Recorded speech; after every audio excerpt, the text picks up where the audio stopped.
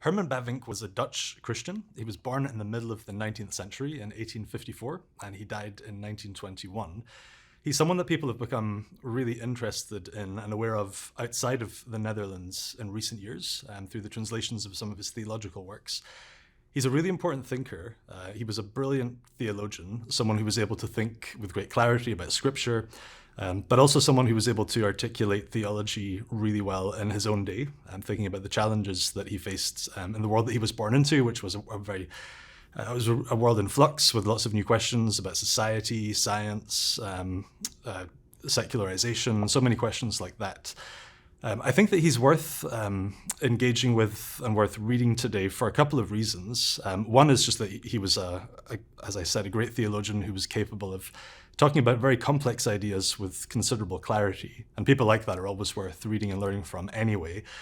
But another reason is that Bavinck wasn't a golden age thinker. So he didn't think that there was some particular period in the past when the conditions for being a Christian were ideal, and therefore we should just try and live in a bubble as though that moment never ended, and you root yourself in the past and you don't face up to the challenges of the world that you live in.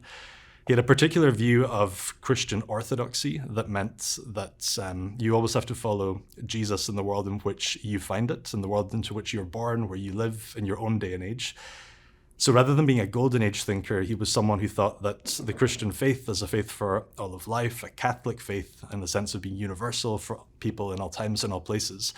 The Christian faith for him is something that's always capable of expanding to address new questions as new questions arise. And that was what drove him to be the kind of theologian that he was, someone whose theology was really relevant and up to date, engaged with the big questions of his age. And he sets a great example for Christians a century on as well in helping us avoid maybe the trap of golden age thinking. And he helps us think about what it means to be Christians a century on, and also a world that's changing all the time. So he's a great example in that regard as well.